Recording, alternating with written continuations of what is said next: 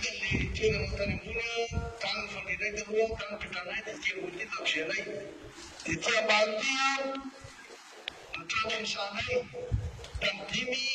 5 amby 7 1975 tato ambany tato zay niasa dia zanaka anaky ty atao todolo niteraka Sana Joso Tojo maikanin niteraka tany fandrotra dia za zany fitatana amin'ilay izy todolo io tsino le bisikleta voalohany le bisikleta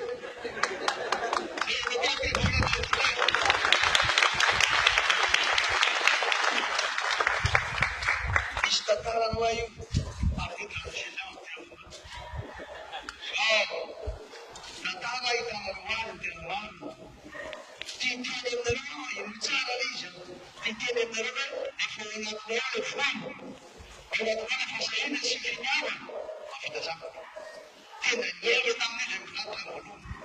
20 litra no nataonay 20 litra et 20 multiplié par 7,5 zay po anankiray zay zany no azy dia misy any hoe sody eny naleraka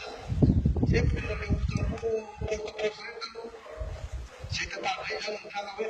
zay nidesika zay teo hoe tivy zany mipetrana tonga ny fotoana anavoizatsika azy ka dia zay nina natonga hoe ino tsara aloha nidirantsika fanobaba mbola teny amin'ireo hoe pasteur ino tsara ve rode ino avosika zavatra rehetra ty ampisehoanareo azy zany fa ahoana moa tsy afahantsika mizara malagasy rety mizara aminareo fa rehefa zany ny mavita zavatra ohatr'izany finiavana mavita azy ka hoe aminareo andro lehibe amin'ny tantanany fiainan'ny firenentsika no nanovatsika tsy hoatsy afaka raivonana sy tapana hoavy ny fifidianana zay voalohan'ny republika Madagasikara marina olona samy metsiketsika daholo fa hoe anao pampelezekevitra samy ilaza zevona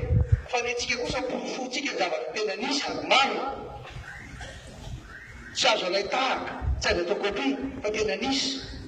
ty teny azy hoe mpofonay mivady fa raha niaigna teo fa efatra amby sivifolo efatra amby